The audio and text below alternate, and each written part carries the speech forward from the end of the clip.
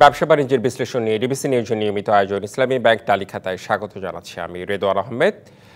প্রায় সারা বছরই উত্তাপ ছড়িয়েছিল আলুর দাম, এমনকি ভারত থেকে আমদানি করেও বাজার নিয়ন্ত্রণে আনা যায়নি। প্রতি বছর ভালো দাম পাওয়ায় আলুর চাষ বাড়িয়ে দিয়েছেন রংপুর সহ সারা দেশের কৃষক। তবে এবার ভালো ফলন হলেও তারা দামে হতাশ। গতবারের তুলনায় এবার দ্বিগুণ আলু চাষ করা হলেও বেড়েছে উৎপাদন খরচ। শুরুতে প্রতি কেজি আলুর দাম ছিল 30 থেকে 35 টাকা, কিন্তু এখন তা কমে 16 থেকে 18 টাকায় নেমে গেছে। ফলে কৃষকরা তাদের খরচই উঠাতে পারছে না। এছাড়া সার, কীটনাশক, স্প্রে, শ্রমিক, সেচ ও জমি ভাড়া মিলিয়ে খরচ উঠবে না বলেই হতাশ তারা। এভাবে আলুর দাম কমে যাওয়ায় কৃষকেরা হতাশ। তাদের দাবি, যদি সিন্ডিকেট বন্ধ না হয় এবং সরকারের পক্ষ থেকে কার্যকর পদক্ষেপ না নেওয়া হয়, তবে ভবিষ্যতে আলু চাষে মানুষের আগ্রহ কমে যাবে। দর্শক, এসব নিয়েই আমাদের আজকের আলোচনার বিষয়। আলুর দামে ধস, কৃষক রক্ষার উপায় কি? আলোচনায় আমাদের সাথে আছেন কৃষি অর্থনীতিবিদ ডক্টর মোহাম্মদ জাহাঙ্গীর আলম এবং রংপুর থেকে কৃষক সংগ্রাম পরিষদের আহ্বায়ক পলাশকান্তি নাগ। আপনাদের দুজনকেই স্বাগত জানাচ্ছি। আমি একটু শুরুতেই পলাশকান্তি নাগ আপনার কাছে আসতে চাই, কারণ আমি একটু প্রান্তিক পর্যায়ে কৃষকদের অবস্থা আপনার কাছ থেকে জানতে চাইব যে আপনার অভিজ্ঞতায় রংপুর অঞ্চলের মানুষ, সেখানকার কৃষকেরা আসলে কত দামে আলু বিক্রি করছে, মানে আপনার অভিজ্ঞতাটা একটু বলেন। এখন কি পরিস্থিতি কৃষকদের সার্বিকভাবে? বর্তমান সময়ে রংপুর সহ আশপাশের যে জেলাগুলি রয়েছে, এখানে প্রধানত 15 থেকে 16 টাকা কেজি দরে আলু বিক্রি হচ্ছে। বাস্তবিক অর্থে আমরা যদি বলি, যেখানে প্রতি কেজি আলু উৎপাদন করতে কৃষকের খরচ প্রায় 33 টাকা, সেখানে আজকে যখন 15 থেকে 16 টাকা কেজি দরে বাজারে আলু বিক্রি করতে হচ্ছে কৃষকদের, তখন কিন্তু দেখা যাচ্ছে যে প্রতি কেজিতেই কৃষককে প্রায় 15 থেকে 16 টাকার মতো লোকসান গুনতে হচ্ছে। আসলে এই পরিস্থিতি শুধুমাত্র এবার তা নয়, বরাবরই দেখা যায় যে কৃষক যখন উৎপাদন করতে গিয়ে একবার লোকসানের শিকার হয়, আবার কিন্তু উৎপাদিত ফসল যখন বাজারে বিক্রি করতে গিয়েও কিন্তু কৃষক ন্যায্য দাম পায় না। আপনি জানবেন যে এবছর বিশেষ করে উৎপাদনের শুরুর দিকে আলুর বীজের কিন্তু ভয়াবহ রকমের সংকট ছিল। যে আলুর বীজ প্রতি কেজি বিগত বছরে 70 থেকে 80 টাকা দরে বিক্রি হয়েছে, এবার কিন্তু 120 টাকা 30 টাকা কেজি দরেও কিন্তু কৃষক মানসম্মত যে আলুর বীজ, সেই বীজ কিন্তু পায়নি। এখানে আমাদের যে রাষ্ট্রায়ত্ত প্রতিষ্ঠান বিএডিসি, সেই যে বিএডিসির দায়িত্ব ছিল মানসম্মত বীজ সুলভ মূল্যে কৃষকদের সরবরাহ করা, এক্ষেত্রে যেমন বিএডিসির আমরা তেমন একটা তৎপরতা দেখিনি। পাশাপাশি এখানে যে বেসরকারি বিভিন্ন কোম্পানি রয়েছে, যে কোম্পানির ভেজাল এবং নিম্নমানের যে বীজ, সেই বীজে কিন্তু আমরা দেখেছি যে বাজার ছয়লাভ, এবং অনেক ক্ষেত্রেই কিন্তু দেখা গেছে যে নিম্নমানের বীজ চড়া মূল্যে কৃষক ক্রয় করার পরও কিন্তু সেগুলি যখন রোপণ করেছে জমিতে, কাঙ্ক্ষিত ফলাফল পায়নি। আজকে এই যে পলাশকান্তি নাগ, আপনার কাছে একটু জানতে চাই, একটু সহজভাবে বলবেন কৃষকেরা কেন ক্ষতিগ্রস্ত হচ্ছে? এখন এখানে ক্ষতিগ্রস্ত হচ্ছে যে কারণে আমরা মনে করি যে আসলে উৎপাদন খরচের সঙ্গে উৎপাদিত পণ্যের যে মূল্য, সেটার কিন্তু সামঞ্জস্য থাকছে না। আমরা বরাবরই যেটা বলে আসছি যে কৃষক যখন উৎপাদন করে তখন কিন্তু কৃষক সহজ শর্তে বিনা সুদে ঋণ পায় না, এবং সার, ডিজেল, কীটনাশক থেকে শুরু করে প্রত্যেকটি কৃষি উপকরণের যে মূল্য, সেটা কিন্তু কৃষকের নাগালের বাহিরে। সেই জায়গায় উৎপাদন খরচ যখন বাড়ছে, তখন কিন্তু আবার মানে উৎপাদিত ফসল যেটা বাজারে বিক্রি করছে, সেই বিক্রি করতে গিয়ে কিন্তু দাম পাচ্ছে না। কারণ আপনি জানেন যে আলু হচ্ছে পচনশীল একটি কৃষি পণ্য।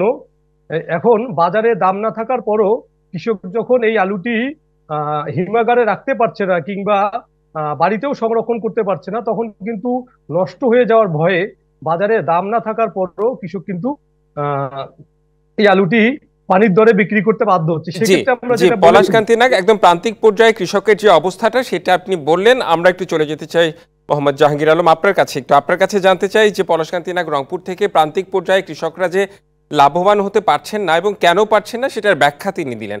আপনার কাছে একটু জানতে চাই যে এটার আসলে সমাধানের পথটা কোথায়?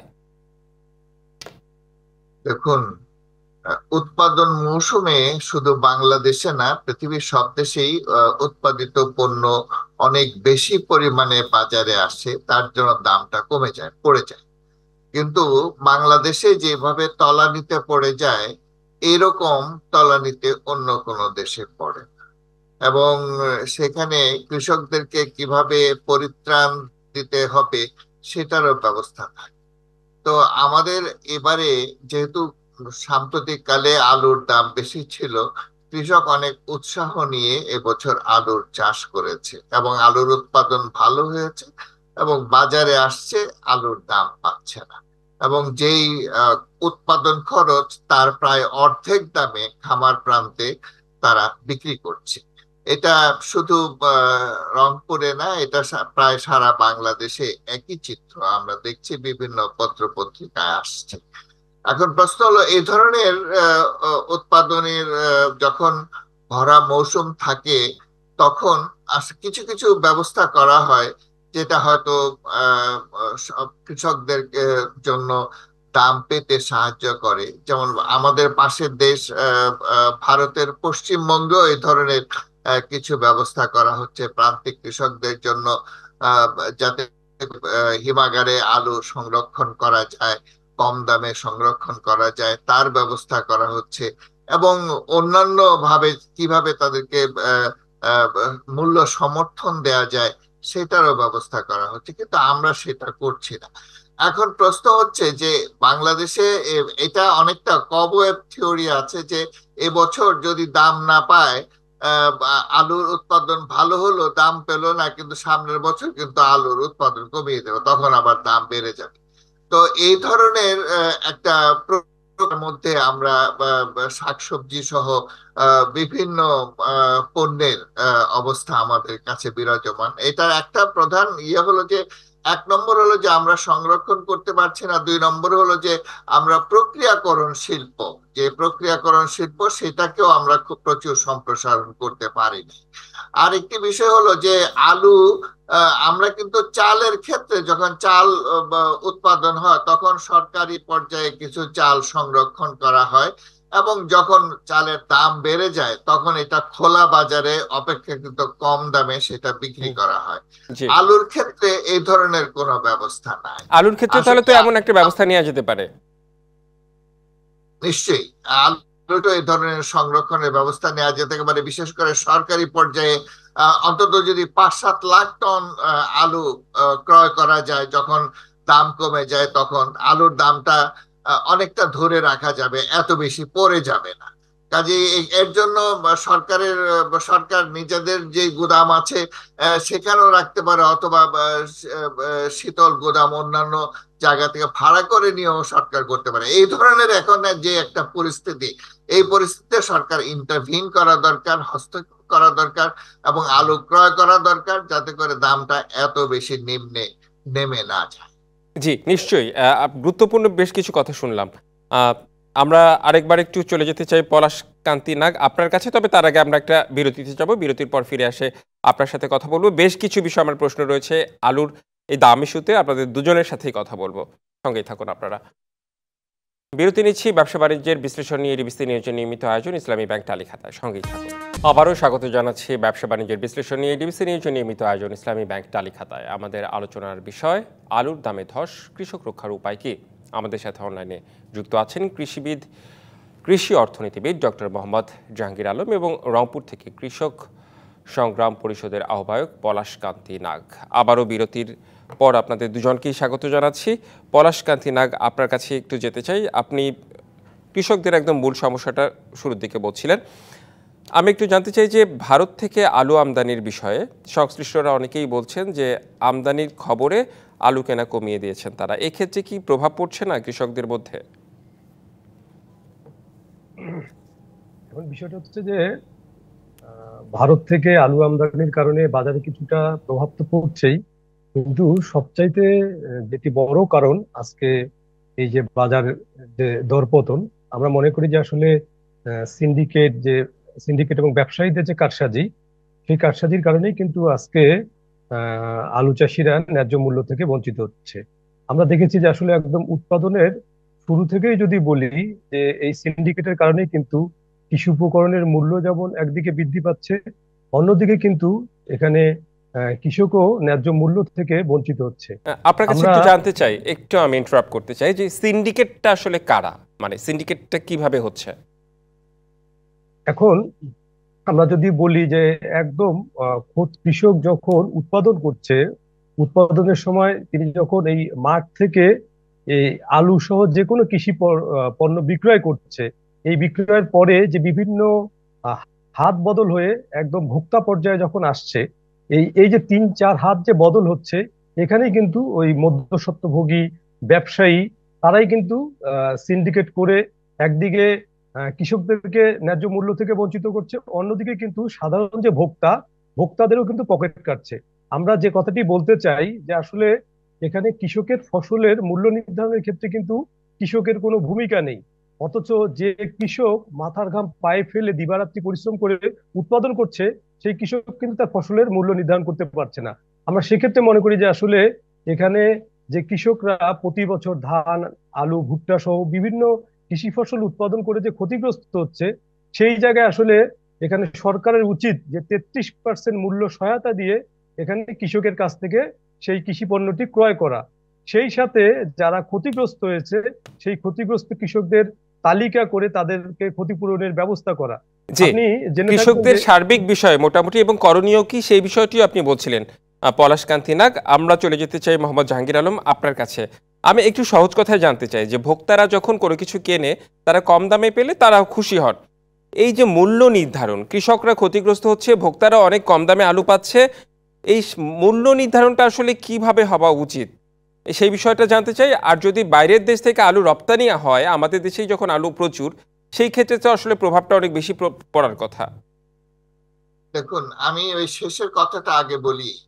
এই বাইরে থেকে যে আলু আমদানি, এটা একটা সময়ে হয়তো যৌক্তিক ছিল, যখন আলুর দামটা অনেক বেশি বেড়ে গিয়েছিল, 70-80 টাকা যখন কেজি হয়েছিল, তখন আলু বাইরে থেকে আমদানি করা হয়েছে, কিছুদিন আমদানি করা হয়েছে, এবং আলু আমদানির ক্ষেত্রে যে আহ, যে ট্যারিফ সেটা একদম কমিয়ে দেওয়া হয়েছিল।